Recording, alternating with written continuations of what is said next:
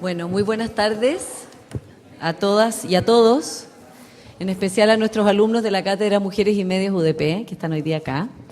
Estamos muy contentos de tener este panel de mirada de género de estas tres mujeres jóvenes que están haciendo proyectos muy interesantes, con una mirada muy original y diferente, para el tema que nos ocupa en nuestra cátedra, que es ver cómo los medios de comunicación en su sentido más amplio van moldeando la percepción que hay de los estereotipos de género y pueden ser agentes de cambio o del statu quo.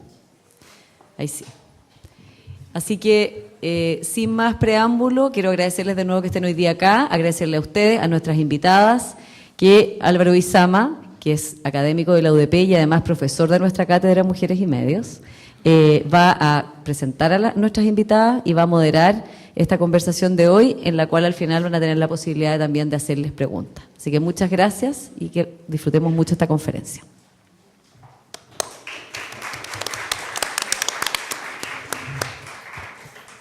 Hola, ¿cómo están? Buenas tardes. Gracias a todas y todos por venir. Me toca moderar esta conversación, me toca hacer unas cuantas preguntas. Voy a tratar de ser lo más breve, lo más sintético y también lo más preciso posible.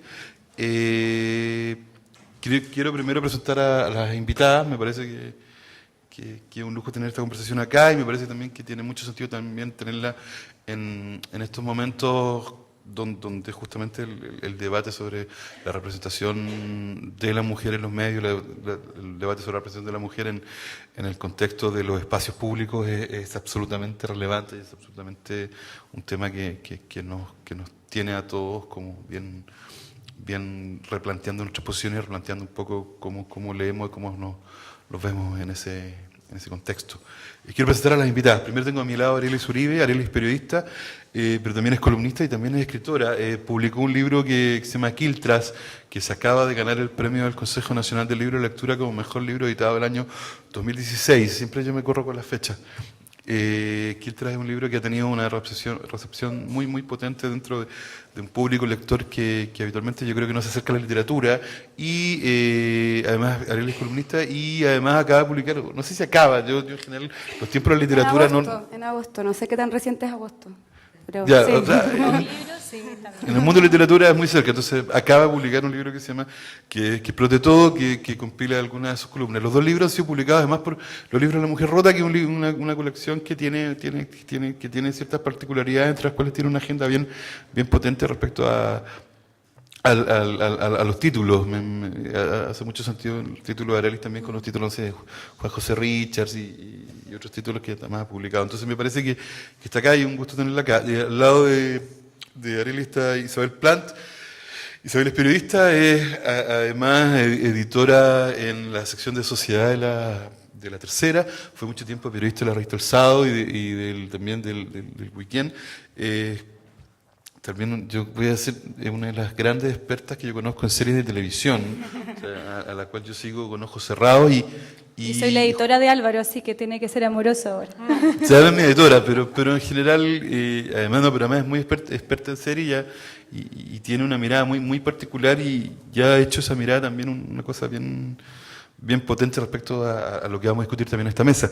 Pero además, esta mesa me interesa que esté muy potente, que esté Winnie Isabel, fundamentalmente porque ella, junto con otras autoras, manejan un Tumblr o manejan una página web que se llama Mujeres Bacanas, ¿no? Ojalá la puedan seguir. Es una página que todos los días coloca y postea una biografía de una mujer destacada, tanto el presente como el pasado, y que a mí me parece muy potente porque en el fondo se ha transformado en un archivo de memoria, ahí en una zona donde no existe memoria. Mujeres Bacanas ha terminado representando una alternativa, desde la internet o desde la página web, a una construcción de memoria, una construcción de archivo, ahí donde justamente ese archivo no existe. Ese archivo ha sido un poco... está disperso, ha terminado siendo una reconstitución muy potente. Y entiendo además que Mujeres Bacanas va a ser un libro lanzado prontamente por Editorial Catalonia. Lo que también es muy interesante justamente porque es el paso de la internet al objeto y me parece también una muy buena una muy buen cierre, un muy buen primer volumen de lo que va a pasar con Mujeres Bacanas. Y finalmente, a mi izquierda, en la otra punta de la mesa, está Nerea Ugarte. Nerea es psicóloga, es terapeuta, especialista en psicología de la mujer, especialista en temas de sexualidad, es panelista, conferencista, ha creado medios y además es una de las encargadas de un sitio llamado La Rebelión del Cuerpo. Ojo que lo digo con hashtag, si estuviéramos en televisión aparecería un hashtag acá, y La Rebelión del Cuerpo, que es una suerte de un medio o un espacio convocante, sobre todo en redes sociales, respecto a acciones que tienen que ver con cambiar y volver a leer, volver a trabajar los estereotipos respecto a al lugar que ocupa la mujer justamente también en los medios y la autopercepción que la mujer tiene. Es interesante porque además la Rebelión del Cuerpo realiza una serie de encuestas, que son encuestas encuestas realizadas en redes sociales y que van dando índices o cifras in situ de justamente ciertos problemas respecto a la representación. Nos acaba de contar una encuesta que nos va a decir más rato qué resultados tiene, que son bien particulares y bien interesantes. Entonces, primero quería agradecerles que estuvieran acá. Yo voy a hacer 3 preguntas muy generales. Quiero que cada uno se explaye como estime conveniente. Y luego vamos a darle el paso a ustedes, al público, para que la conversación se vaya por otros lados o se profundice de ser necesario. La primera pregunta es una pregunta que yo lo estaba pensando un poco leyéndola a las 3 o viendo los proyectos de las 3, que tiene que ver fundamentalmente con un problema que las 3 han abordado, que es fundamentalmente la representación de la figura de la mujer en el espacio público y en el debate público. Me parece que ahí hay un gesto político. Cuando digo representación me refiero fundamentalmente no solo a la imagen, sino básicamente estoy pensando en el cuerpo, estoy pensando también en la escritura, estoy pensando también en la memoria. Ayer yo pensaba también, a partir del debate que hubo anoche de la Anatel, no sé si lo vieron, fue pensando por ejemplo en las posiciones que ocuparon Carolina Goich y Beatriz Sánchez en ese debate, que fueron posiciones bien particulares en un espacio era bien particular todo anoche, bien especial,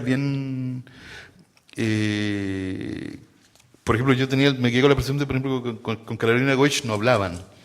No era un referente. Con Beatriz Sánchez pasaban un poco también de lado, había una suerte como no de invisibilización, pero sí había una suerte como de...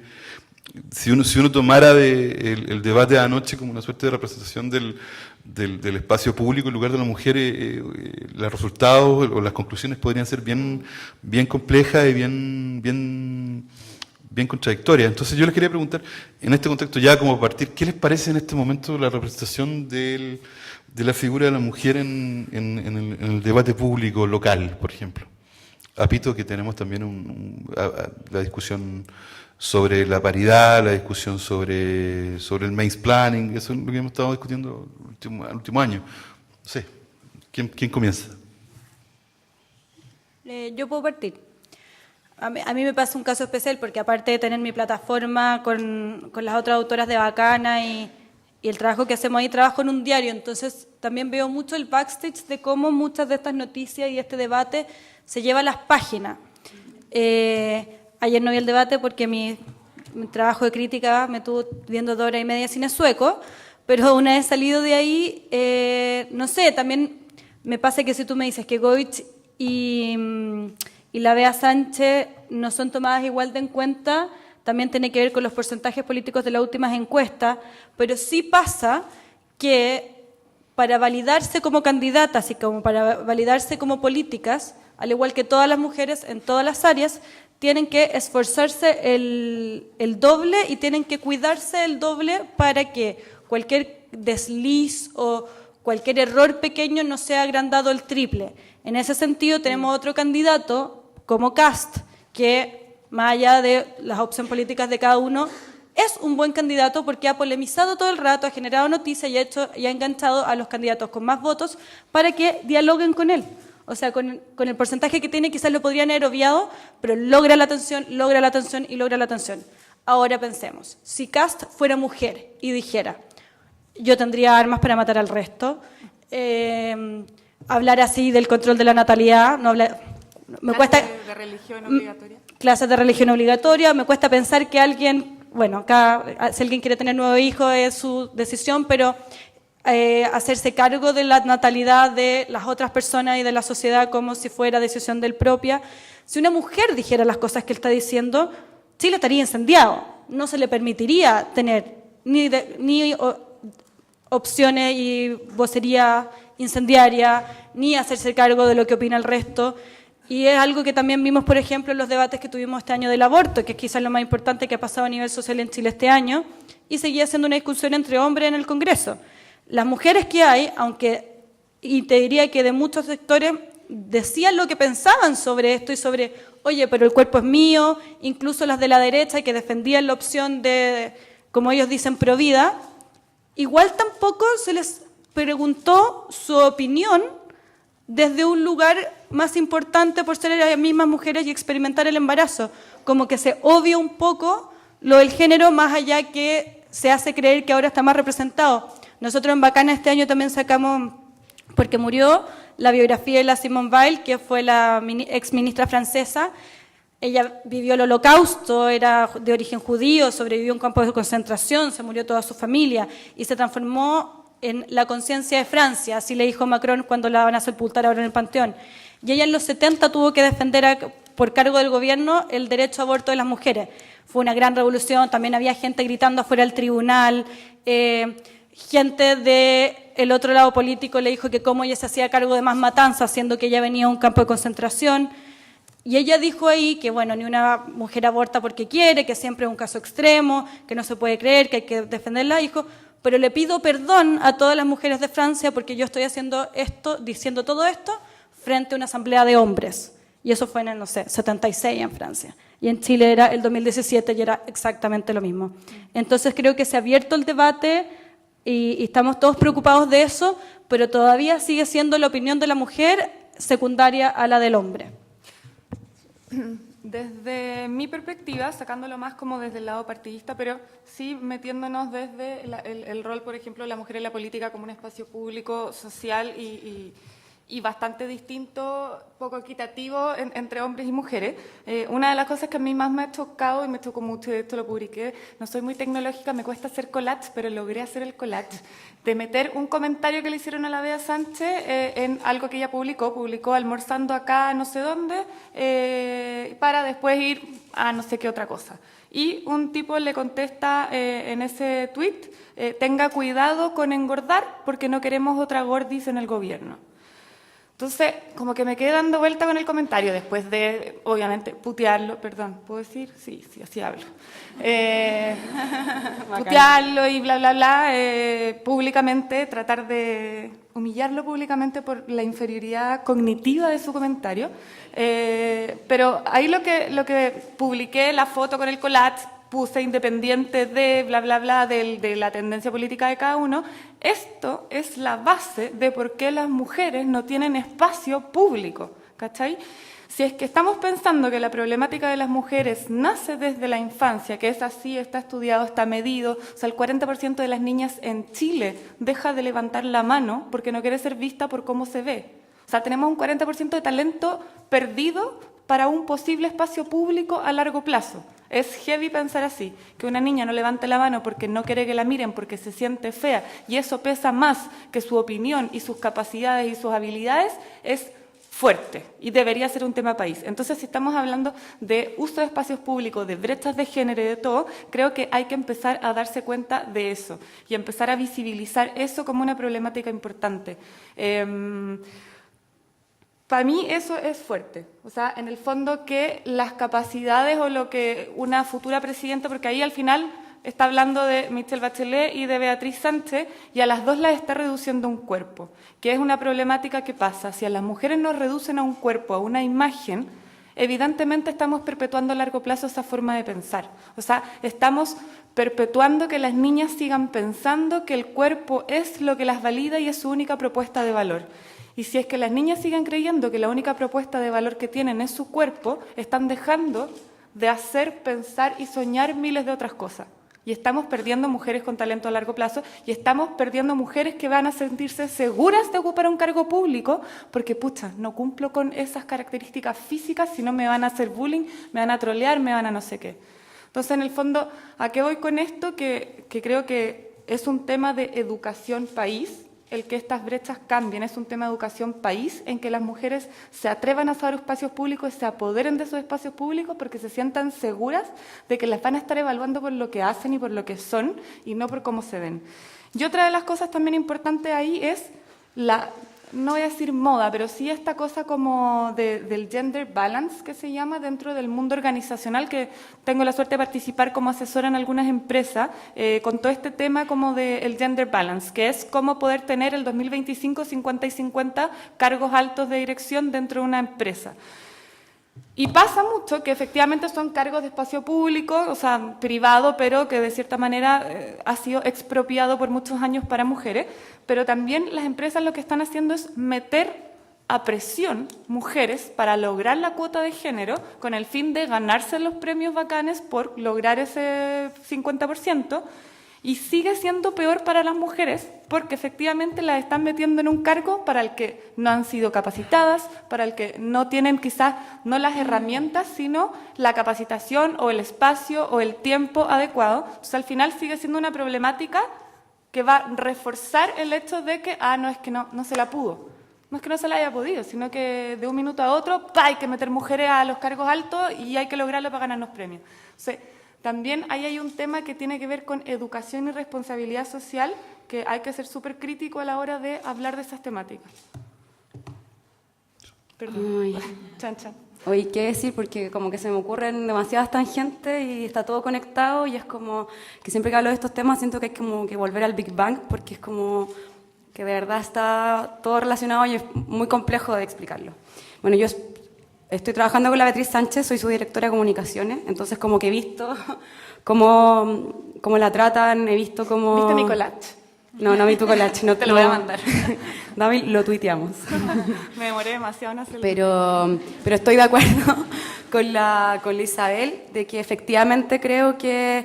o sea, yo hago otra lectura respecto del debate, en temas como haciendo una lectura con perspectiva de género. Y siento que lo primero que me llama la atención, y siempre me llama la atención cuando observo como estos espacios que son como explícitamente políticos, es la poca participación de las mujeres. O sea, son 8 candidatos presidenciales y son solo 2 mujeres. ¿Cuántas presidentas hemos tenido en nuestra historia? ¿Cuántas, y están acá anotando, como cuántas mujeres presidentas hemos tenido? ¿Cuántas candidatas hoy hay en las listas parlamentarias? Se supone que ahora hay cuota, pero cuesta un montón llenar como la cuota de mujeres en partido. ¿Cuántas directoras de cine se nomina al Oscar todos los años? ¿Cuántas directoras de diarios tenemos? ¿Cuántas mujeres escritoras hay en los planes obligatorios de lectura del Mineduc? En fin, como que efectivamente existe una desproporción. Y a mí me pasa que empiezo a colapsar porque veo esa desproporción en todos lados, como que de verdad el mundo es como un club de Toby muy grande en el que cuesta mucho que entren las mujeres. Entonces yo trato de hacerme la pregunta al revés y es como, ¿por qué siempre nos estamos preguntando como por qué las mujeres son apéndice? Y hablamos así como de, como en abstracto, como sin sujeto, como el trato del cuerpo de las mujeres, en vez de decir, ¿quién está tratando los cuerpos de las mujeres de qué forma? Y pienso en una anécdota que me contó un amigo hace poco, que iba en el auto con una amiga y la amiga contesta el teléfono y dice como, ay, Gaya, voy a llegar súper tarde porque estoy en un taco. Y mi amigo la miró y le dijo, no estás en el taco, eres el taco. Entonces, últimamente trato de preguntarme como, sobre cómo se inscribe en la realidad en verbos súper pasivos las cosas que sufren las mujeres, como si las sufrieran por sí mismas, cuando en realidad hay perpetradores detrás de eso. Y somos las mismas mujeres o hombres mayormente quienes generan violencia. Entonces, como que me pregunto mucho acerca de las masculinidades, acerca de si existe este club de Toby gigante, que es el mundo donde el mundo de verdad funciona como un liceo de hombres, que están los hombres hueveando y llega una mina y de verdad cambia el curso de la conversación, las tratan distinto, nos tratan con diminutivos, qué sé yo, como... Y le pregunto a las compañeras, y como, ¿qué hacemos? ¿Creamos como un universo paralelo? Lo que queremos efectivamente son cuotas y ocupar la mitad de los espacios que están construidos desde y por y para hombres. No sé, de verdad como que no lo tengo resuelto, pero a mí como que me preocupa en verdad eso, que es como, creo que el origen del machismo tiene que ver como con la construcción de la masculinidad y yo iría a mirar ahí. Y también me preocupa mucho observar como en las actitudes cotidianas de todas las personas, partiendo por mí misma, qué es lo que hago yo para contribuir al sistema, en el fondo. Porque estoy convencida que el feminismo no es otra cosa, sino que es ser una machista en rehabilitación y estar como permanentemente dándote cuenta de que yo soy misógina conmigo misma, yo quiero ser más flaca, yo pienso no me voy a poner esta falda porque me van a huevear en la calle, entonces como, si yo lo soy conmigo, ¿qué me resta de hacerlo con otros? Y últimamente pienso mucho en eso, como en las relaciones humanas, que es herencia del feminismo, que lo personal es político, cómo me trato yo y trato a mis pares, es un fractal, finalmente, como de la estructura. Y estoy pensando mucho en que si no cambiamos esas relaciones como micro, es súper difícil que logremos como cambiar lo macro. Gracias. Sí, respecto a lo que decía Arely, yo tenía una segunda pregunta que enlaza directamente, y los y las que estuvimos en una sesión de la cátedra que hicimos hace un par de semanas se van a acordar de eso. ¿Cómo se relacionan con la tradición? ¿A qué aludo con esta pregunta? A fundamentalmente el hecho de que ya el año 82, me acuerdo que la Adriana Valdés se preguntaba en un texto qué diablos hacemos con Gabriela Mistral, qué hacemos con ella en relación a la... Y estoy pensando en un dato duro que me parece como súper interesante desde el punto de vista de la historia de las representaciones, que dos de los libros centrales de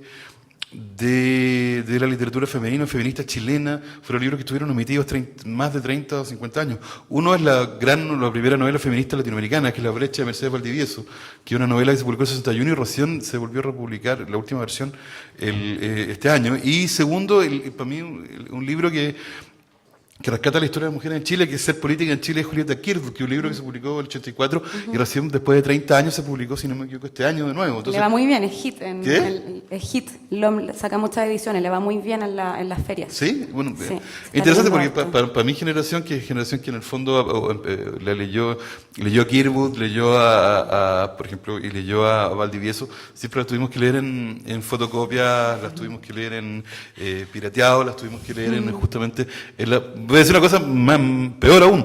Tuvimos que leer a Kirchhoff no en las fotocopias chilenas, sino en las fotocopias que traían las académicas que habían sacado las fotocopias de las bibliotecas de Stanford o de Iowa o de Princeton. Y esa es la fotocopia con la que creció mi generación. Entonces, hasta que Memoria Chilena puso el libro en circulación en línea. Entonces, ¿cómo se llevan con la tradición? ¿Cómo se llevan, por ejemplo, dónde encuentran y cómo se miran hacia atrás? Pensando, por ejemplo, justamente en que el discurso es un discurso que existe en el presente, en un debate que existe en el presente, pero un discurso también que se lanza hacia otros lugares, se lanza hacia pensar cómo hemos construido la historia, cómo hemos construido la memoria, cómo hemos construido, como decía Arely, en esas representaciones que no son de ahora, sino que son producto de un proceso larguísimo y que es inseparable justamente de la construcción de nuestra cultura.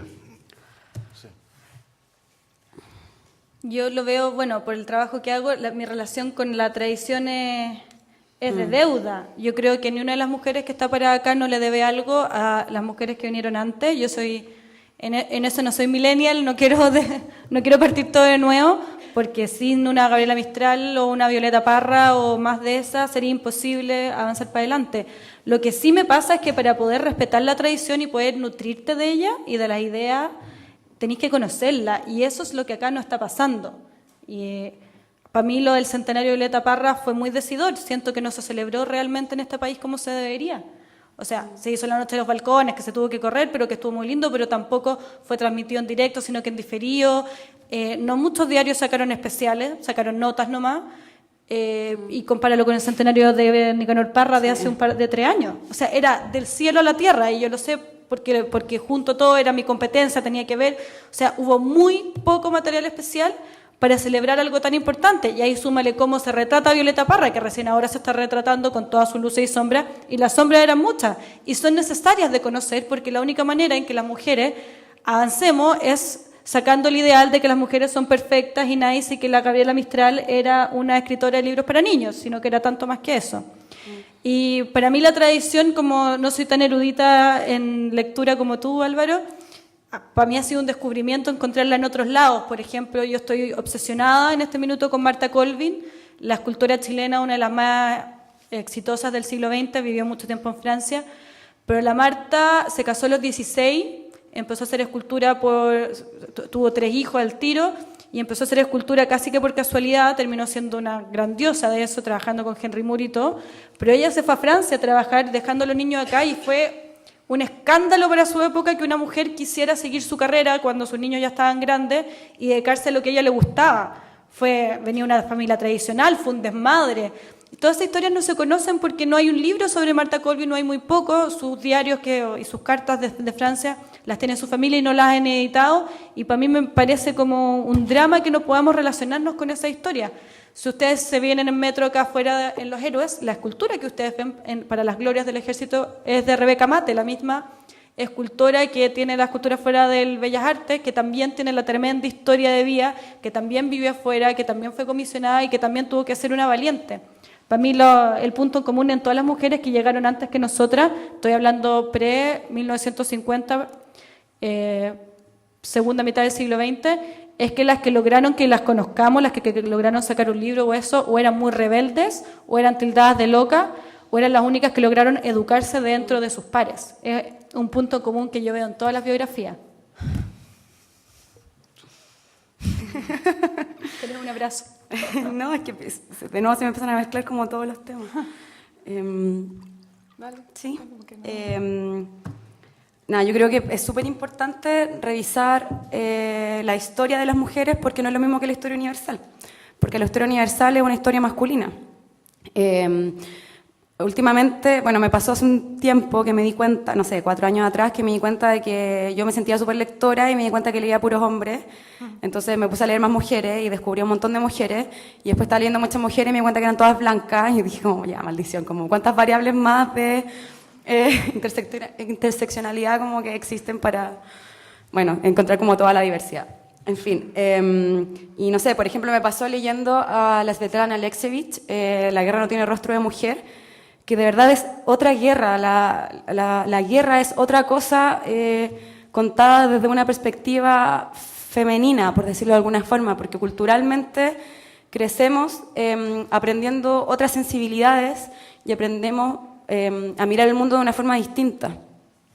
Y me llamaba la atención al leer ese libro, que cuando uno lee los libros de historia y ve los generales y ve como, no sé, pues como las medallas, siempre son hombres. Yo no sabía que había habido mujeres en la Primera y Segunda Guerra Mundial y en todos los cargos. Evidentemente, entre más subes, menos mujeres encuentras. Pero haciendo de todo. Y es súper triste como darte cuenta de que te mutilaron esa información. Hay en YouTube un video resumen de una tesis que ganó un premio que se llama Haz tu tesis en cultura, que es del... ¿cómo se llama lo de derechos humanos? Ya no importa, se ganó un premio de derechos humanos acá en Chile y una chica que estudia pedagogía en la UNCE y cuenta de que hizo su tesis analizando los programas de lectura obligatoria de los colegios y se dio cuenta de que solo el 20% de las lecturas obligatorias en los colegios que da el Mineduc son mujeres, el 80% son hombres. Entonces empecé a investigar y preguntó, ¿por qué se da este sesgo? Y en el Mineduc le dieron como 5 criterios de elegibilidad. Y eran como autoras que tuvieran antologizado, que tuvieran más de una publicación, que se hubieran ganado premios, que lo hubieran publicado en el extranjero, en fin. Y ella empezó a revisar qué autoras chilenas cumplían con este criterio y encontró 80. Y esas 80 no están destacadas en ninguna parte. Y ella decía que lo mismo que siento yo ahora cuando leo a mujeres, que es como hay un pedazo de la historia ahí que no está en lo universal. Y me pregunto permanentemente por qué la particularidad de ser mujer no es universal, si ser hombre es igual de particular, ¿qué es lo que está pasando ahí? Y nada, respecto de leer a personas que estuvieron antes que una, creo que es súper importante para darte cuenta de que no inventaste la rueda, para hacer análisis de qué cosas funcionaron en el pasado y qué no, ojalá no cometer los mismos errores. Y no sé, y se me aparecen extractos de repente, leyendo a la Carmen Hertz, la historia ¿cómo se llama el último de la Carmen Hertz? Que ella escribió, es una crónica. Sí, de la historia fue otra. Que en el fondo son los últimos 40 años de la historia de Chile, pero narrados como ella, en primera persona, porque es como que Carmen Hertz es como la historia de Chile viviendo de los últimos 40 años. Y cuántas cosas, como que había reuniones con los guerrilleros y las guerrilleras servían el té, ¿cachai? Y eran las que tomaban nota. Y yo ahora trabajo en una campaña presidencial donde hay una candidata y también veo sesgos míos, veo sesgos de mis pares.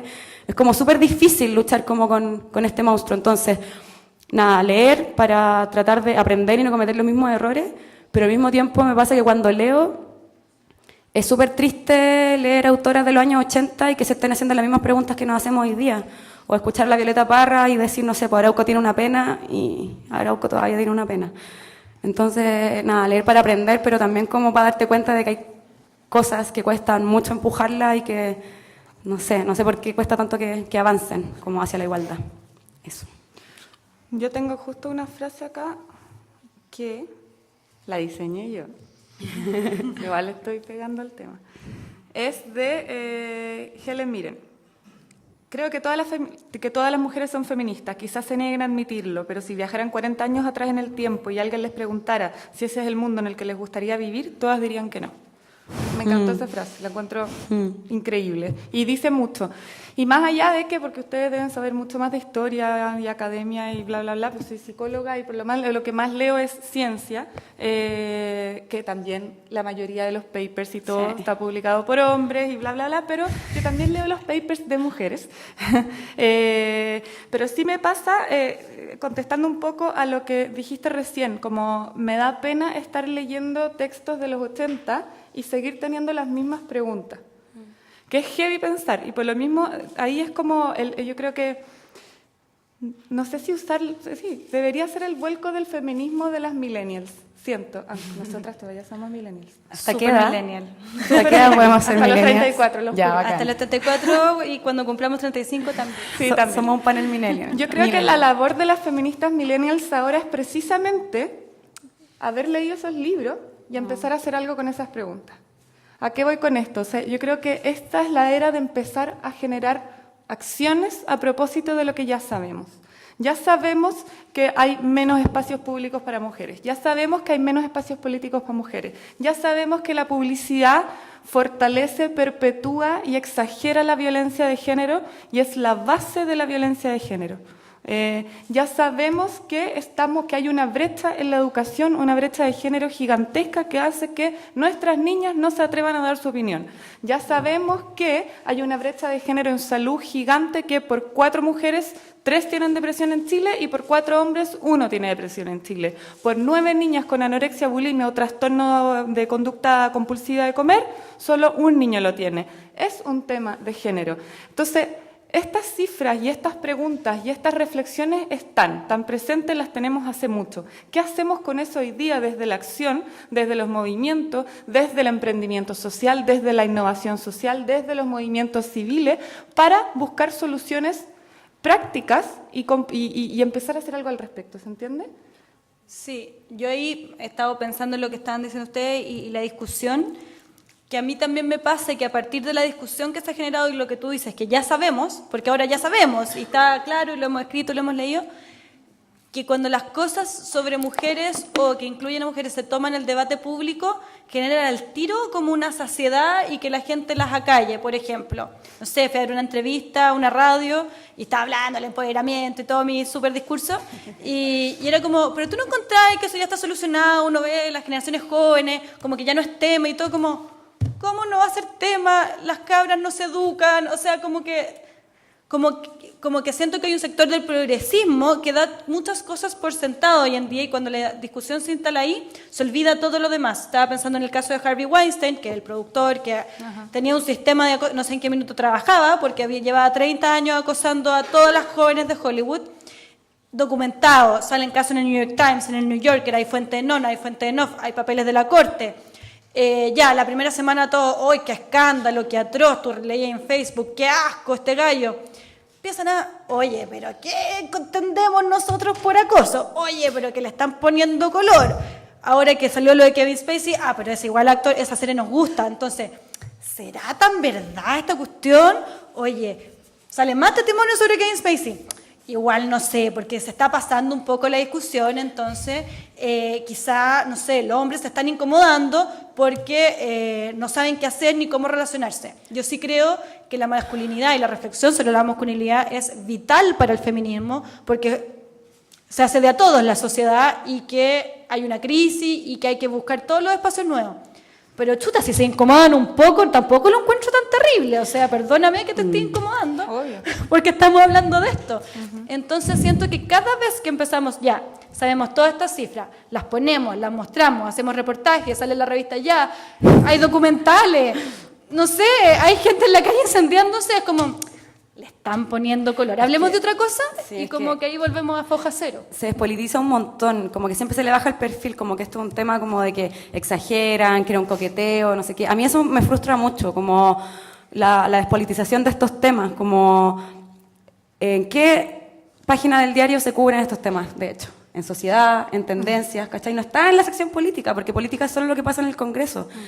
Y eso me parece que es súper nocivo como para abrir la discusión acerca de conceptos que tienen que estar atravesados cuando hablamos de estos temas, que son violencia, desigualdad, autonomía, consentimiento.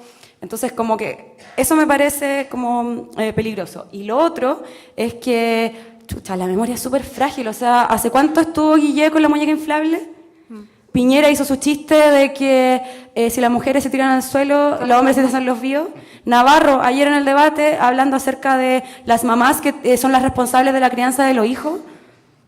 Como eso está pasando ahora y pasa súper piola. Como que era un debate político y nadie hizo preguntas al respecto. Nadie les pregunta sobre eso. Los únicos temas de género son como preguntar al aborto. ¿Y a quién les van a preguntar? A las mujeres. Como...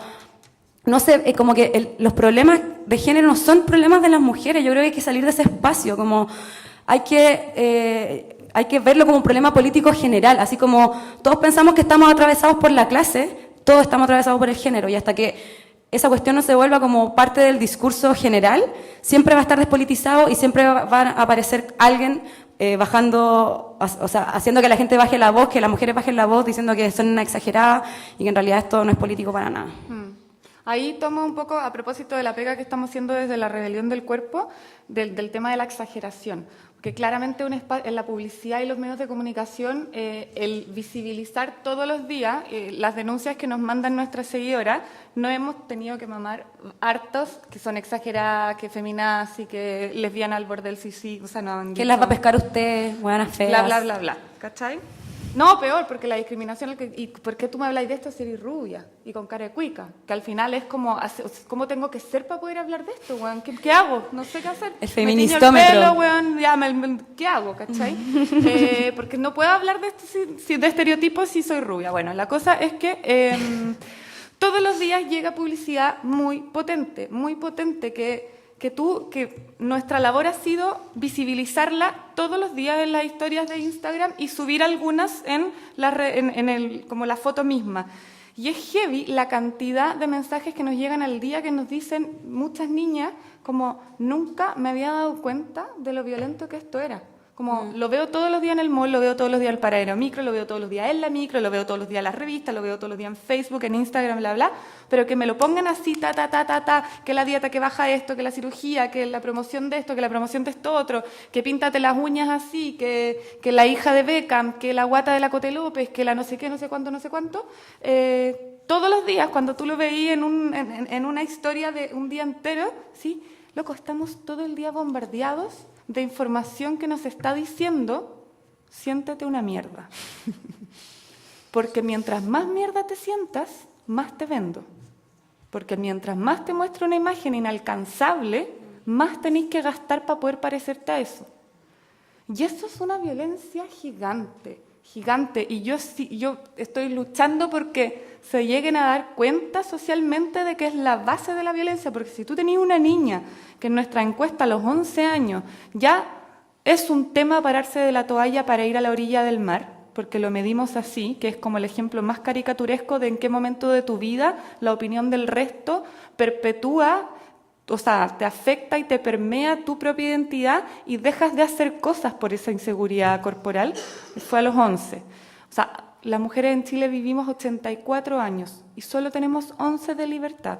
11 en el que vamos a jugar tranquila. Después es dónde está el short, dónde está el pared, dónde está la polera, cómo me tapo quién está al lado, cómo camino para que no se me haga la celulitis, cómo me entierro debajo de la arena, cómo me hago una ¿cómo se llama esta hueá en la arena?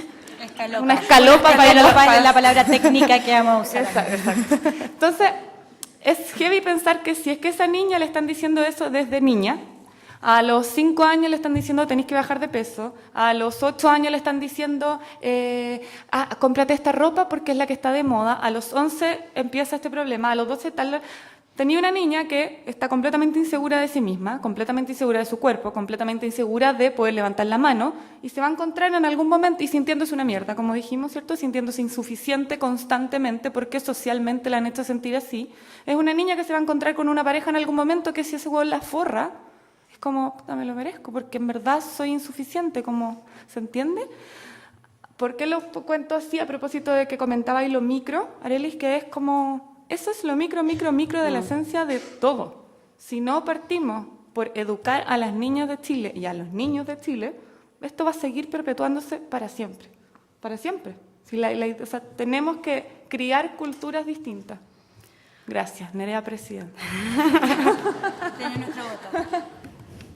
Sí, sobre un poco lo mismo, continuando como lo que ustedes decían, me acordaba de una historia que a mí me parece interesante, que en el mundo de la ciencia ficción más interesante, sobre todo de la década del 70, fue escrita por mujeres. En el fondo, si uno tuviera que leer el debate feminista duro en el caso de la literatura popular, ese debate duro se dio en la literatura, por lo menos de ciencia ficción, en la década del 70, pensando en los libros como La mano izquierda de la oscuridad, de Ursula K. Le Guin, o los textos de Joanna Russ, y me acordé de un caso que es bien potente, que es el caso de una escritora que se llama Alice Sheldon. Alice Sheldon firmaba sus libros como James Tiptree Jr., y la historia es bien loca porque ella había trabajado con el marido, eran psicólogos, trabajaban para la CIA, y luego ella empieza a escribir ciencia ficción y empieza a firmar como hombre.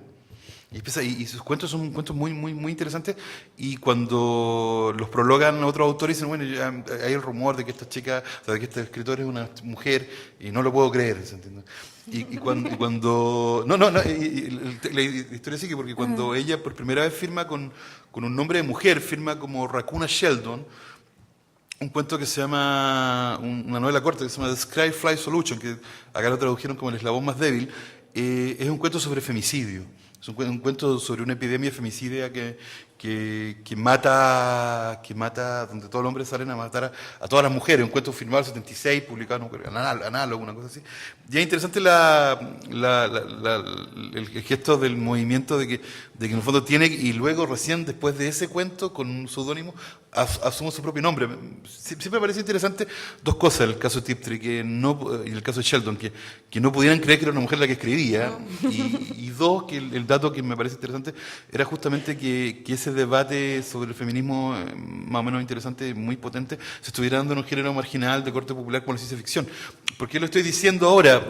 Pensando justamente que tal vez el debate presente se está dando también en géneros híbridos. Estoy pensando justamente en el stand-up, estoy pensando en el podcast, estoy pensando en los textos que en el fondo, estoy pensando en los textos de Arelis, por ejemplo, que son en la textos novela gráfica también hay. En la novela gráfica, o sea, está existiendo en esos lugares donde en el fondo no están definidos justamente también los géneros puntualmente, o sea, están en una zona más bien móvil, ¿no? Y me parece justamente, ¿cómo se llaman ustedes? ¿Cómo se leen en relación a estos medios? Estoy pensando justamente, por ejemplo, en el caso del stand-up. Me parece que lo que hace la Natalia Aldanito, lo que hace la Paloma Salas, lo que hizo la Chiquilla Guaya en el festival, me parecía súper importante, pensando que ella, por ejemplo, venía de dirigir Las Niñas Araña, que había escrito el Luis Barrales y a Héctor Ahí. Entonces, ¿qué está pasando con...? También el debate no es un debate solamente respecto a la política, respecto también a los géneros y a los formatos en los cuales también se escribe, se filma, se dibuja, se dialoga. No sé, estoy dándole... Tengo esa inquietud, tengo esa pregunta, no sé si les parece. Nosotros hoy día publicamos una entrevista, cada cierto tiempo hacemos entrevistas cuando nos deja el tiempo, con la Marcela Trujillo, que acaba de sacar su primera novela gráfica llamada Ídolo, que ella es la dibujante, artista y dibujante de Maliki Cuatro Ojos. Ídolo tiene unas escenas muy geniales de ella yendo a un congreso en Lima, hablando con otras dibujantes gráficas mujeres, todas reales, entonces uno puede buscar los libros, y hablando de la representación de la mujer y cómo los hombres nos dibujan con pechuga y poto, y que están... liberador para una como lectora ver otras historias contadas en el papel, y contaba como su visión era, yo le decía, bueno, siempre en la novela gráfica uno piensa en Batman, Superman, Shazam, y que son mucho más hombres, y me decía, sí, pero eso a veces ha sido bueno porque como ya estaba todo hecho, las mujeres que empezaron a abrir camino tenían otras historias que contar. Si ya estaba contada la historia de Superman, ¿cuál historia vaya a contar tú? Eso te permitía otra narrativa, abrir un mundo desde mujeres que no se conocían. Hay novelas gráficas sobre aborto, sobre historias autobiográficas de abuso, muchísimas, y que encuentran en esta forma de arte y comunicación una salida al mundo interior. Pero eso se logró porque, claro, entraron por la ranura. Y que también ella encontraba, y que le encontró toda la razón, que por lo mismo que a veces las mujeres en lugares muy masculinos, de otro tipo, y también yo creo que pasa con el stand-up, estamos como hiperventiladas, porque como que es el minuto que nos dieron, entonces como que quería aprovechar de hacerlo todo y como que se pasa un poco de rosca. Pero que es muy liberador también por lo mismo, porque en esos espacios como más marginales y de otro tipo de disciplina, como que las mujeres han encontrado un terreno muy fértil y armar un sistema de pares muy entretenido. Y por eso, porque ya como ya habían usado la historia oficial los hombres, bueno, entonces nosotros vamos a contar otra cosa, vamos a hablar de nosotras, vamos a hablar de nuestros hijos, vamos a hablar de nuestros pololos, y vamos a hablar de nuestros hermanos, y vamos a hablar de nosotras.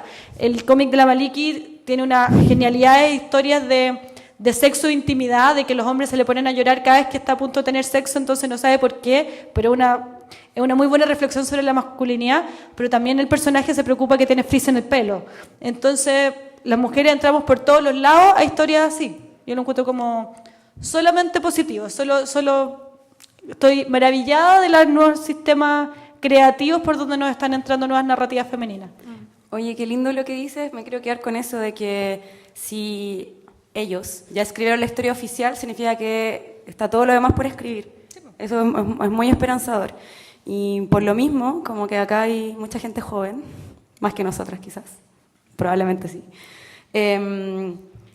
Nada, como que yo creo que hay que ir y hacer cosas también, como una de las últimas cosas que decían acá en el panel es como, ya tenemos el diagnóstico, pero después viene como un momento de hacer.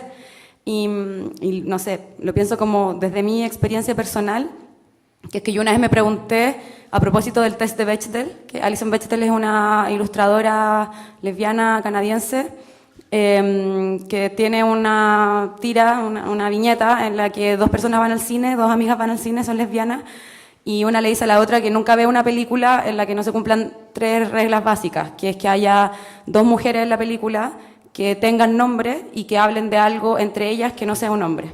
Y me acuerdo que cuando vi eso me di cuenta de que muy pocas de mis películas favoritas pasaba ese test, como Volver al Futuro, o Star Wars, o Superbad.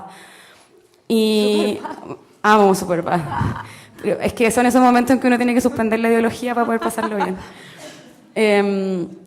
Y me concentré. Perdón. Y bueno, y entonces yo pensé como, ¿y por qué no un libro protagonizado solo por mujeres? Y lo hice nomás, porque no había nadie mirándome y lo podía hacer. Entonces daba lo mismo, no sabía lo que iba a pasar con ese libro. Entonces, como el mismo consejo, o sea, muchas personas que estamos acá compartimos un diagnóstico, pero a la vez tenemos un diagnóstico particular por nuestra experiencia, por nuestros gustos, por nuestras inquietudes, por lo que nos gusta hacer, por lo que nos satisface en aspectos profesionales o artísticos. Y nada, como ir a hacer las cosas nomás. Si de verdad piensan que es súper necesario que haya un podcast que hable de ciertos temas porque nadie lo está haciendo, hay que ir y hacerlo.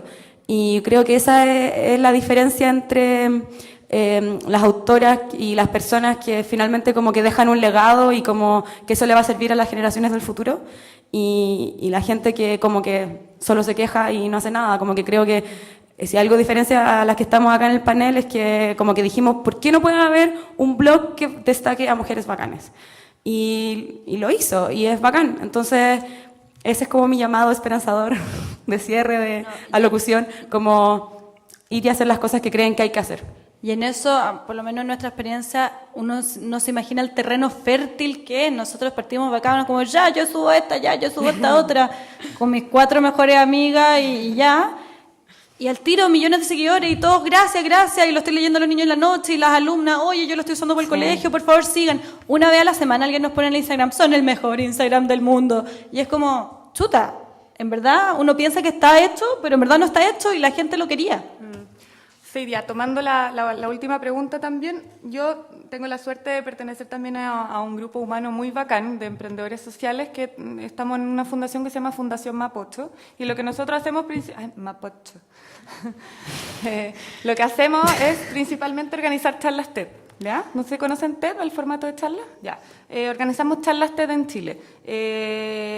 Llevamos 3 años haciéndola en La Pincoya porque quisimos democratizar TED y dejar de decir como TED es un espacio solo para académicos o gente que ya tiene visibilidad. Creemos que en los barrios hay visibilidad y hay líderes que están cambiando el mundo y no necesariamente son los que tuvieron acceso a la mejor educación, bla, bla, bla, bla.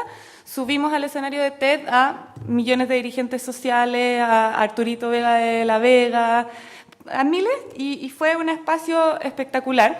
Y así hemos estado entrenando en el formato TED, que es un formato de storytelling, que es una nueva forma de contar una historia también, que particularmente me gusta mucho.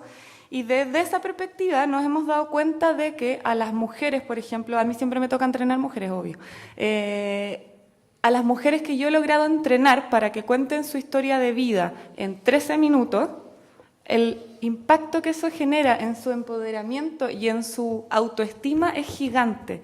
Y hay una frase en una campaña que hizo Twitter que me encanta, no sé si la han visto, que es una poesía que dura 1 minuto de una niña que le empieza a contar, que es excelente, la puedo tuitear si quieren después para que la vean, pero en una parte dice, cuando una mujer cuenta su historia, vive para siempre. La amo, es una de las frases que más me ha gustado este año, todos los días la pienso. Y a propósito de eso, de lo que decía Larelis también, tiene que ver un poco con lo mismo, este formato como de el testimonio, como el de usar tu experiencia, tu aprendizaje de vida, tu historia, para poder compartírselo a un otro. Tiene un impacto. Yo que soy terapeuta 1 a 1 y terapeuta social también, me doy cuenta de que cuando uno convierte a alguien individual en agente de cambio y tú le dices, oye, tú puedes impactar en mucha gente a propósito de lo que a ti te pasa en tu vida, el impacto que tiene cuando esa persona empieza a impactar en el resto es mucho mayor que si yo lo tengo sentado ahí solo trabajando con él 2 años. ¿Se entiende? O sea, entregarle a alguien las herramientas para convertirse en agente de cambio es un impacto personal y un impacto para el mundo. Y eso es bacán. Y desde esa perspectiva yo les contaba a las chicas acá que este año me tocó recorrer de Arica a Punta Arenas por un programa de empoderamiento para mujeres empresarias y emprendedoras, y tuve la suerte de pedirle a cada mujer una carta, que le escribió una carta a una niña de Chile, ¿ya? Y que en esa carta le contara de su historia y que le contara cómo podía cumplir sus sueños independiente de lo que como mujeres nos puede pasar a nivel social. Tenemos 650 cartas y queremos hacer el primer libro para niñas, escrito por mujeres reales de Arica a Punta Arenas.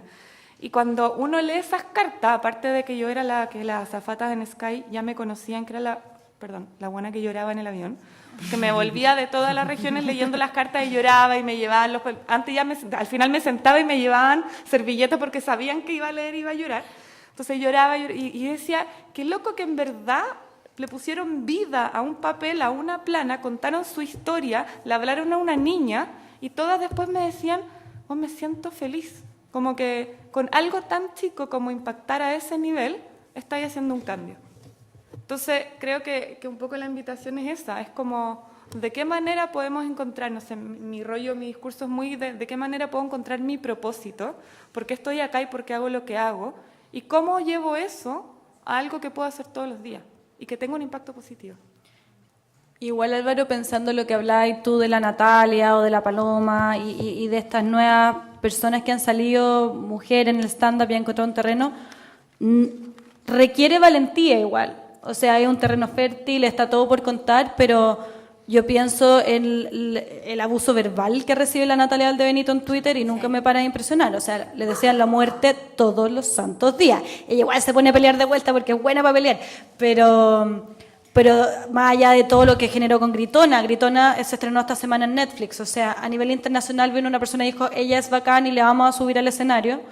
Y de hecho, Netflix de los 20 latinos que seleccionó de Chile son 2 mujeres, ella y la Jani, Dueña y Fabricio Copano. O sea, para Netflix, las bacanes acá, mayoría de mujeres, y la Natalia tuvo un costo por eso. Ella lo saca para adelante porque es peleadora, pero recibe violencia todos los días. La Paloma Sala, que es una genia, es todos los ratos ninguneada, se presenta todos los lunes con Abello en un club de comedia, que hace todas las semanas un feature y pone las caras de los que se van a presentar, y ella es la única cara que no ponen a todos los otros hombres, bueno, está con alguien más famoso, con Abello, pero los otros de los otros días no son más famosos, igual obvian que la Paloma Sala se va a presentar. Entonces requiere guatadura a veces, y yo creo que mucha valentía. O sea, la Chiqui Aguayo también, yo creo que ella de algunos chistes se arrepintió, de otros no, pero no los que eran subidos de tono. Pero tenía un costo después que no tiene ni un otro hombre y que no he visto que tenga ni un otro hombre, yo cubriendo el Festival de Viña hace 5 años. Sí, o sea, a mí me parece como que tiene razón con eso. O sea, ahora también lo que me parece interesante es justamente ese formato, que es un formato que es una nueva forma de la biografía. No sé si nueva, pero que es una forma de la biografía que aparece ahí, y que no estaba ahí, como dices tú, hay un costo muy fuerte, pero también, por ejemplo, en el gesto de la Natalia Valdebenito de no ir a la televisión. O sea, ese es un gesto que me parece muy potente, o sea, de encontrar un lugar que no esté justamente en ese lugar legitimado. O sea, me parece que ahí hay algo que no estaba, y que en el fondo es una zona de la cultura que involucra algo nuevo, y que, o sea, voy a hacer una barbaridad, pero en general con el stand-up todos roban, o sea, y justamente las que hacen, o quienes hacen stand-up interesantes justamente son mujeres. En general, yo en general es un género que vengo viendo hace muchos años y que no tolero mucho, justamente porque las más interesantes son mujeres, porque y el resto son contadores de chistes. O sea, y es así, como definitivamente. Entonces, y bueno, lo mismo pasa con la historieta, creo que lo pasa con la Maliki, lo que pasa con la Sol Díaz, lo que hace Natalia en la radio. O sea, hay una cosa ahí que está pasando en una zona que no es la zona legitimada originalmente, y que involucra también nuevas formas, nuevos medios, nuevos lugares, nuevas maneras de mirar. O sea, me parece que hay que... Lo que decía la Arely, la charla TED, como que yo creo que sí. va a eso, de que los lugares oficiales están muy ocupados, entonces hemos tenido que encontrar otros como género, y creo que eso no ha sido negativo en un sentido. Es como cuando Steven Spielberg tenía 2 pesos, entonces eso decía que tenía que ser mucho más creativo para hacer al tiburón. Ya, somos Steven Spielberg en los 70. A eso apuntamos. Ahora, yo encuentro un halago que no le guste a Alberto Plaza. Algo así. Sí. O sea, yo creo que eso dice que le hiciste bien. Como Eso ayudó a Chiqui Aguayo. Oye, quiero abrir las preguntas al público. Me parece que es el momento donde podemos conversar. Y ¿quién tiene preguntas, por favor? ¿Quién quiere hablar, decir algo? Transformamos esta conversación, Abraham. Pueden decir, a una amiga de una amiga le pasó.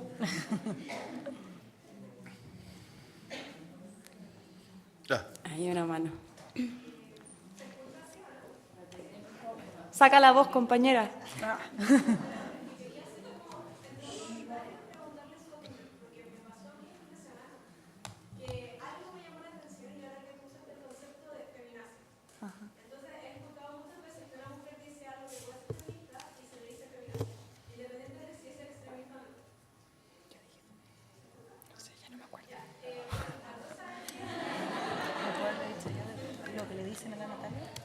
Ah, verdad.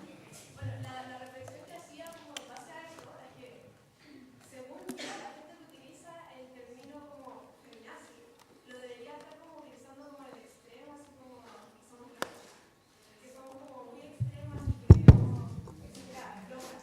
Y pensaba como en el machismo. El machismo es una forma de violencia que ha sido histórica y no tiene como un término que sea como, por así decir, como humillante. Se le llama machismo por el término correcto, pero mientras que la mujer, al ser feminista, se llama feminazi, como denostando esa posición como política, cultural. Entonces a mí me llama mucho la atención que para un término como el machismo no exista como un término burla, pero sí para el feminismo. Inventémoslo, po.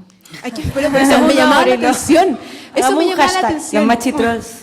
Claro, eso me llama la atención como, ¿cómo no se nos ha ocurrido ponerle como un término a las personas que son como machistas casi caricaturescamente, pero sí a las mujeres que son feministas? Sí. Oye, quiero decir dos cosas a propósito de tu pregunta. La primera es que yo creo que en un mundo tan radicalmente machista, cualquier acción feminista va a parecer radical. Cualquiera. Como que no importa lo que hagas, todo va a parecer exagerado. Entonces, como, filo. Hagámoslo nomás porque sí, como que se me van a tachar de locas. Pero está tan naturalizado el machismo que es como noticia, lo que decíamos hace un rato, que esté Guillé, esté un ministro y tengan una muñeca inflable en un evento que se supone es muy importante, pero Chica Guayo dice un garabato y todos corren y queda una zorra gigante. Es como, está totalmente desproporcionada la crítica. Entonces estoy totalmente de acuerdo contigo en eso. Y no deberá, o sea, me llama la atención que sea, pero a la vez es bacán porque es como hace que la contra sea poderosa, porque molesta, y si molesta es porque va bien. Y lo segundo que pienso es que últimamente he reflexionado mucho acerca de el lenguaje que se ocupa cuando hablamos de estos temas. Y creo que, bueno, porque a mí me gusta leer mucho y como que disfruto mucho las palabras. Por ahí una vez leía que la definición de poesía era como juntar palabras que uno no pensaba que se podían juntar, o como inscribir en la realidad ideas que todavía no existen. Y lo pensaba a propósito de estos temas, que es que siento que hay un desafío en la forma en que hablamos de feminismo y de machismo sin decir feminismo y machismo, porque si no, como que creo que convocamos a las mismas personas siempre. Y creo que para mí, como escritora, como una persona que trabaja coordinando palabras, me llama mucho la atención y creo que es un desafío súper heavy, muy grande, cómo ir y hablar del patriarcado sin decir patriarcado, cómo ir y hablar de la desigualdad sin decir que necesitamos ganar el mismo sueldo, que las tareas domésticas no están bien distribuidas, en fin, cómo hacer que este tema no se vuelva un cliché para que se vuelva música incidental en el fondo, porque en la medida en que los términos dejen de hacernos sentido, como que ya no van a disputar nada, y por lo mismo creo que es muy lúcida la lectura que tú haces acerca de que no hay un término como despectivo para hablar del machismo, y ahí hay un espacio, y si no existe hay que hacerlo, o sea, si no está inventado, lo primero que dijo, como que obvio que tenemos que hacerlo, y nada, tarea para la casa, no sé quién es tu profe, pero tarea de la U. Hay que pensar en qué es lo que más le dolería a un hombre, que se metan con su pene, por ahí va la cosa, penecito, una cosa así, pero ahí tiene que ir. Sí, pues es mi área, es mi formación profesional. No sé, yo creo que esto siempre ha pasado y sobre todo haciendo las biografías de más de ahora 400, 500 mujeres, y va a pasar. La mujer que habla más, al tiro se le trata de acallar con epítetos y con cosas, lo que hablamos. La pobre Natalia Valdebenito, que pucha que es buena para pelear, pero nadie merece que le digan las cosas que le dicen. O sea, yo no sé cómo ella duerme. Yo cuando estaba con ella le digo, te juro, me saco el sombrero. Entonces, lo que decían las chiquillas, vos dale. Y sí, pues tenemos doble carga. No sé, la otra vez subíamos alguna información de presidentas mujeres en el mundo, y alguien me contestó en Twitter, bueno, pero en Sudamérica, vean cómo le ha ido a sus mujeres, como históricamente, Dilma, Cristina y Michelle Bachelet, como... Yo así como, chuta, pero si nos vamos para atrás, empezamos con Lenin, Stalin y Hitler, Ay, sí, salen súper perdiendo por el género los hombres con las grandes cagadas que han dejado en la historia, pero bueno, siempre nos van a exigir más y eso tú lo tienes que saber. Cuando entrevisté a la Jimena Chong, que es mi ídola máxima, la fiscal, me decía, la mediocridad es más aceptada para hombres que mujeres. El día que las mujeres mediocres logren mejores cargos, vamos a estar al otro lado, chiquillas. Entonces, nada, uno se hace así cuando le dicen feminazi y sigue para adelante porque va a seguir pasando. Hay que apoderarse y olvidarse. Y yo creo que también es una oportunidad de educar. O sea, como para mí todo espacio público es un espacio de educación, y cualquier conversación cotidiana es un espacio de posible educación. Por ejemplo, cuando la rebelión partió, que también partió muy así como random de una idea X y empezó a crecer y se fue de las manos la cuestión, tenemos 500 voluntarios, no sabemos qué hacer con la voluntarios, podemos tirar a la chuña, ¿qué tarea le damos a 500 voluntarios? Bueno, la cosa es que típica que tenía alguna amiga media opus, bla, bla, bla, así como la amiga perfectirijilla, con su vida perfectirijilla. Ah, qué lindo proyecto para las niñas de Chile, que compartía todo, vamos, qué bonito, esto que quieren ayudar a las niñas de Chile, bla, bla, bla. Hasta que en una publicación de La Rebelión sale como, evidentemente, que es un movimiento feminista. Pues, o sea, bueno, ¿quién no te ha leído Wikipedia por último para saber qué es feminismo? Y me manda un WhatsApp y me dice, oye, ¿La Rebelión del Cuerpo es feminista? Obvio. O sea, como, ¿en qué parte de tu cabeza sería otra cosa? Es que yo no estoy de acuerdo con el feminismo. Y dejó de compartir todo.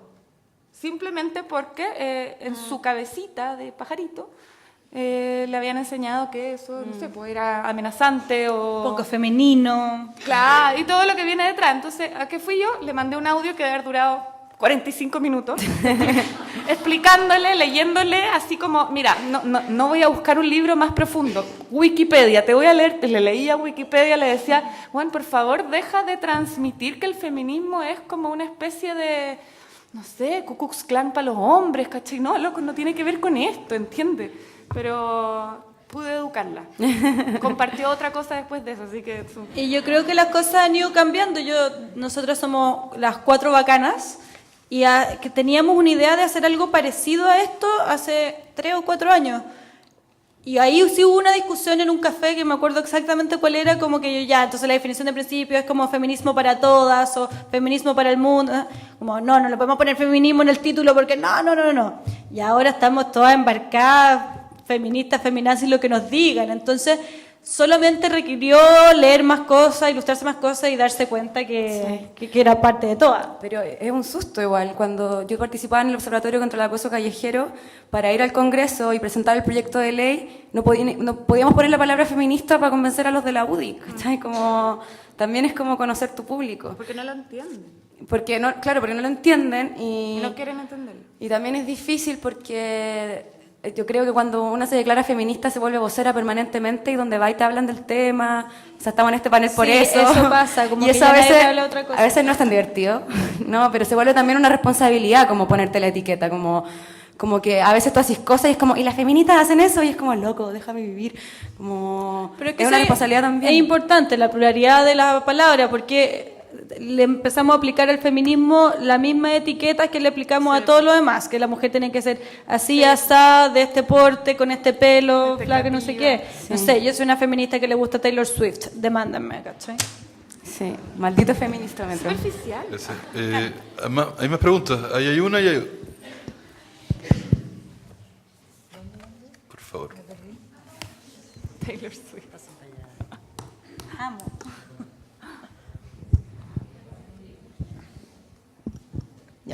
Oli, primero quería decir que en verdad como que encuentro demasiado bacán todo lo que está pasando acá, la encuentro muy geniales a ustedes y siempre me pasa con estas instancias que se me infla tanto el pecho de como de lo bacán que son estas instancias que quiero decir muchas cosas, pero me voy a reducir a un debate no debate, pero como una discusión pequeña que vi en Twitter hace un tiempo y que me viene como dando vueltas en la cabeza harto. Y es que unas chicas en Twitter todo partió porque una niña tuiteó lo siguiente, que decía que el empoderamiento es un concepto tan vacío porque es personal pero no desafía nada, es casi buscar acomodarse en la misma opresión. ¿En la misma qué? En la misma opresión. Y después como que varias niñas le contestaron y ella decía que en el fondo lo mismo, como que muchas veces no busca ni la liberación ni cuestionar la opresión sistemática y al final es como hagamos lo que podemos con lo que tenemos y es como muy personal y no colectivo. Y en el fondo como que he pensado mucho en esto y me cuesta mucho llegar a una conclusión de si estoy como de acuerdo o en desacuerdo. Y por eso me gustaría saber qué piensan ustedes respecto de esto, como que es realmente como tan crucial el empoderamiento en este sentido o no lo es tanto como nos han hecho creer. Yo creo que ahí ella apelaba un poco al concepto de empoderamiento como términos comerciales, no sé, me da la sensación de que va un poco por ahí, de cómo el empoderamiento femenino se convirtió en una muy buena estrategia de marketing. y es una muy buena estrategia de marketing. Las grandes tiendas lo están usando, todos lo están usando. Entonces, claro, si pensamos en empoderamiento desde ahí, cómo el concepto, palabra misma, empoderamiento, se ha manoseado tanto, se ha perdido valor en términos como que yo creo que a lo que apunta la discusión en Twitter. Ahora, si lo volvemos a un poco lo que el concepto realmente significa, que es entregar poderes, hacer que una persona vuelva, se sienta poderosa de quien es, yo estoy absolutamente de acuerdo con eso. O sea, creo que ese es el trabajo que por lo menos yo y mi equipo hacemos absolutamente todos los días. El que hago con mujeres, el que hacemos en las poblaciones, es como, ¿cómo te hago entender que tú tienes el poder de tu vida, tómalo, hazlo crecer y vos dale, como decíamos, ¿cachai? Desde esa perspectiva yo creo que es fundamental. Y hay que seguir haciéndolo. Y si es que tenemos que limpiar la palabra, limpiémosla. Pero hace poco en La Rebelión subimos un post que lo escribió la socióloga que trabaja con nosotros sobre el mito de la moda del empoderamiento. Que en el fondo, claro, hoy día... No, voy a decir algo. No, ya. Me iba a apelar a una psicóloga muy conocida, pero no lo voy a apelar. Pilar Sorda. ¿Quién dijo eso? Estoy leseando. Bueno, claro, a mí cuando en esos contextos se usa esa palabra me enfurece, porque empoderamiento no era pintarte las uñas y hacerte el balayage o bayalage, no sé cómo se llama la wea, pero no es empoderamiento, ¿cachai? Entonces, claro, cuando se usa empoderamiento en eso y en un centro de stage, empodérate de tu cuerpo, no sé qué, ponte un par de tetas más grandes y hazte una lipo, loco, ¿de qué me estáis hablando? Pero si nos dedicamos a limpiar el concepto de lo que realmente significa, yo creo que es un concepto bacán, entregarle poder a alguien por quien es bacán. Yo lo encuentro totalmente fundamental. Está comprobado que las mujeres, sobre todo porque hemos tenido menos espacios donde desarrollarnos, y eso no quiere decir ser presidenta solamente o ser, no sé, ingeniera y estar en un directorio de Codelco. Loco, ser escritora, pintora, dibujante, ser una mamá de 8 hijos, o sea, como da lo mismo, pero es fundamental tener pares que te den la idea para tú poder entusiasmarte. Nosotros en Mujeres Bacanas trabajamos con la filosofía de si puedes verlo, puedes serlo, porque está comprobado así como científicamente que si tú a una niña le muestras modelos de la María Teresa Ruiz y de otras científicas y la historia esta de la película del Oscar de las matemáticas de la NASA, si tú les muestras esas historias, ellas tienen más opciones de dónde elegir para hacer lo que les gusta, porque si no, no se les ocurre, no saben, piensan que no es posible. O toman a la portada de Cosmo como una referente. Claro, si tú no les muestras, oye, esto también para acá, a ti no ves que ese camino sea posible para ti. Entonces es fundamental que en todas las áreas, seas de matemáticas, científica, artista o lo que sea, tú tengas referentes. Y por eso, no sé, a la Mujer Maravilla, la película, le va increíble y se ha transformado en el fenómeno de superhéroes del año. Porque, loco, ahora tenemos 500 cabras vestidas de Mujer Maravilla que antes se tenían que disfrazar de, no sé, la Scarlett Johansson, que solo tiene un escote. Los hombres tenían 28 para elegir de superhéroes y ahora por fin tenemos una. Son cosas que parecen menores, pero son muy, muy importantes para que tú también te sientas parte de tu propia historia. Muy importante. Yo creo mucho en lo que decía antes del fractal. Como que creo que todas estas cosas que estamos diciendo como una película que afecta a lo que piensan las niñas, en todo caso además una película es un fenómeno de masa, una película que viene de Hollywood. Entonces efectivamente creo que sí impacta como en lo social colectivo macro. Pero creo que de verdad, para mí el término empoderamiento es también ser consciente de quién tú eres y el lugar que ocupas en la sociedad, en una sociedad que tiene significadas cosas como el color de tu piel, tu género, tu orientación sexual, el lugar donde vives, tu edad. Todas esas cosas te van posicionando en la sociedad o hacen que tengas privilegios o desventajas en función del espacio que ocupas y la gente que te rodea en un momento. Hay cosas que te entregan más autoridad y otras cosas que te van quitando poder. Y creo que cuando alguien se empodera y es capaz de reconocer cuáles son los prejuicios que tiene consigo mismo y con el resto, sí tiene un impacto porque trata a las personas de una manera distinta, pero para bien. Como que a mí me problematiza mucho cómo no hacemos que la diferencia se convierta en desigualdad. Es como algo que de verdad sí me vuela mucho la cabeza. Porque sí somos todas las personas muy distintas, pero ¿por qué por ser distintas alguien le pone la pata encima al otro o se siente mejor o yo tengo que sentirme peor o me tiene que costar más las cosas por ser mujer y no ser hombre? En fin. Y creo que esa conciencia, esa lucidez que es en aspectos individuales, sí tiene un correlato y sí tiene una implicancia en lo macro. Y ahí voy a lo del fractal, que es como cuando miras una hoja de árbol en un microscopio y te das cuenta de que la hoja tiene los mismos patrones que tienen las raíces o las ramas.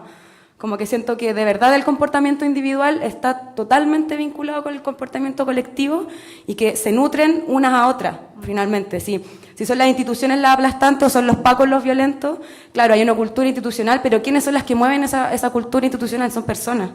Y por eso a veces cuesta tanto que en una institución cambien las cosas, porque son personas, voluntades empujando cambios, y son voluntades y personas las que se resisten. Entonces, no hay cambio posible colectivo si no hay cambio individual, por lo tanto no creo que el empoderamiento es clave.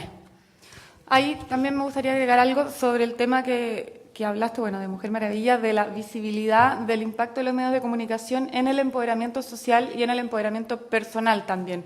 Por ejemplo, una de este recorrido que tuve que hacer por las 15 regiones de Chile estaba en Rancagua, y en Rancagua estaban presentándose las emprendedoras que generalmente eran artesanas, orfebres y como hacían mucha cosa de artesanía y cosas a mano. Y de repente una se presenta y dice: hola, yo soy la representante del grupo de orfebrería de Colle, no me acuerdo cómo el lugar específico, Coya. Y bueno, nosotras somos la que diseñamos la pulsera de la Mujer Maravilla. Y yo como, ¿ah? ¿Qué? Me dice, sí, nosotras le hicimos la pulsera a la Mujer Maravilla para la alfombra roja en el lanzamiento de la película en México y está en la Comic Con en Nueva York. O sea, Warner Brothers levantó un concurso público para mujeres latinoamericanas, artesanas, que diseñaran la pulsera de la Mujer Maravilla. Y las que se ganaron eso fueron un grupo de artesanas en Rancagua, en un pueblito de Rancagua. ¿Dónde mierda salió eso? En ningún lado. En nada, en ningún lado. Yo le dije, bueno, me mostró, sí, como un diploma de Warner Brothers con el logo de Mujer Maravilla. Y dice, señora, eso lo tiene que tener pegado en la municipalidad, o sea, tiene que estar en todos lados. Obvio que lo podía llamar a la Alevalle, weona, en el mostrador ahora, al artesano, o sea, esto tiene que estar en todos lados, como una artesana le hizo la pulsera a la Mujer Maravilla, la película que más vendió, todo. Es heavy. Entonces, ahí tú te das cuenta de qué responsabilidad social tienen los medios de comunicación también, de que una artesana, que son miles de artesanos, por lo menos yo he conocido 600 artesanas en todo este viaje, que son bacanes, que su vida es de lo que hacen y su pasión y lo que aman hacer. Qué bacán poder ver que otra artesana le hizo la pulsera a una de las películas más importantes del 2017. ¿Por qué no puede ser ella una referente? ¿Por qué un medio no dice, yo la quiero poner en mi portada? O yo la quiero poner, o yo le quiero contar al mundo esto, porque hay miles de artesanos en Chile que le encantaría ver que su trabajo es reconocido de esa forma. Como, creo que por ahí va también el cambio social en términos de empoderamiento, cómo los medios de comunicación y cómo la publicidad tiene un impacto gigante en empoderar socialmente de verdad y dar visibilidad a todas estas cosas que no están y que solo la tienen la Coté López, que se sentó, se le vio un rollo y es noticia país, bueno, porque aceptó su cuerpo y subió la foto así. ¿Cachai? Lo sé porque me llamaron para entrevistarme, no es que siga su Instagram por si acaso. Gracias. Acá, hola. Bueno, quería hacer una pregunta más que nada dirigida a Annelise, pero también expandiendo un poco el debate. Me llamó mucho la atención lo que dijo Jacqueline Van Rieselberghe en Estado Nacional, TVN, respecto a las niñas que son violadas en el ámbito intrafamiliar. Y ella dijo que, voy a leer textual, yo creo que lo que se requiere es un acompañamiento para poder ayudar a esa niña, porque tuvo que hacerse mujer mucho antes de lo que correspondía. Bueno, o sea, a mí esto es como que me descoloca, pero quería hacer una pregunta puntual respecto a cómo preparamos a las mujeres políticas, líderes también, opinión, para enfrentar un debate de personas que están abogando por un acompañamiento disuasivo. ¿Qué comportamiento, qué conductas propiciamos para que esto sea un debate con más altura de miras, ¿no es cierto? Como con mayor... Ay, que son muchas cosas en esa pregunta. Primero, que Van Rieselberghe el caso de que en realidad como que a veces las mujeres podemos ser nuestros peores enemigos también, como que ser mujer no te garantiza ni ser feminista, ni nada, como que me violenta mucho la como falsa conciencia, por decirlo así, de Van Rieselberghe, que es como una persona bien terrible, creo que nos hace flaco favor a todas. Y de las cosas que dijiste, bueno, no sé, la verdad es que no tengo un manual como de cómo formar como a mujeres líderes ni nada, pero de lo que dijiste me quiero agarrar de lo que ella dijo, de lo que dijo Van Rieselberghe acerca de hacerse mujer, tan niña. O sea, me pasan muchas cosas con esa frase. Primero, que es un problema, creo, muy grande cuando hablamos de abuso sexual, que es pensar que violación y abuso es relación sexual, que es lo mismo. Y no es lo mismo. Yo creo que hay una pega gigante ahí de separar y diferenciar la violación del sexo. Como que la violación no es una variable del sexo. No es eso, es una circunstancia política distinta, en una situación de abuso. Yo creo que hay que hacer una gran pega ahí por separar esas dos cosas, porque si no las separamos, como que va a seguir habiendo mujeres que piensan que en el contexto del matrimonio no puede haber violaciones, y hombres que también piensan lo mismo, o que piensan que, no sé, que es válido correrle mano a una mina cuando está curada o cuando no está curada, o en cualquier contexto, porque es como de vivo, porque es parte del coqueteo, no sé. Eso por un lado. Y lo otro es como, claro, ¿qué hacer con estas niñas que han sufrido violencia? También es súper peludo, ¿no? Yo no soy experta en políticas públicas ni nada, pero me parece que, a grosso modo, las políticas de la UDI son totalmente nefastas, porque de verdad piensan que un niño es un cigoto de 2 semanas y que es una mujer con potencialmente madre, una niñita de 11 años, y eso me parece un escándalo. Y creo que ese tipo de... O sea, yo sí creo que hay cosas que no se pueden tolerar, y la opinión de esa mujer me parece que son cosas que no podemos tolerar. No puedo creer que se diga en un canal abierto que ella diga que una niña violada le tocó ser mujer antes. De verdad me descoloca mucho. Eso es todo lo que puedo decir. Yo solo puedo decir que la UDI debería desaparecer, nada más. No, yo creo que hay que... Vivimos en una sociedad con todos los colores políticos y que creo que son positivos, que no podemos ser todos iguales, más allá de mis creencias personales. Cuando alguien dice algo tan nefasto, que obviamente que no sé si siente, sino que yo creo que lo dice por decirlo, ni siquiera honrar esos comentarios, igual que prestar el cuerpo, o sea, chao. Pero yo sí creo que, yendo al fondo del asunto, la manera en que lados políticos vean a las víctimas de violación, a las madres jóvenes buscando un aborto, y etcétera, como personas, es educando más. Y en ese sentido, el minuto en que tú dejas de ver a la mujer como una persona, sino que la ves solamente como un género, también la estáis deshumanizando, y eso lleva a esos comentarios. Entonces, creo que es un labor de todos. No sé, lo dijimos la otra vez en una entrevista de Bacana. Es muy difícil que se respete a la mujer si no se conoce a la mujer. Entonces, mostrar todas sus cualidades, sus dificultades, sus complejidades, creo que es una ayuda para que el día de mañana las jóvenes UDI del nuevo milenio digan cosas distintas y se pongan en los zapatos de otra persona. Gracias. Gracias por la participación. Queríamos terminar ahora la conversación. Primero, gracias Arelis, gracias Isabel, gracias Nerea. Un aplauso, por favor. Que es como...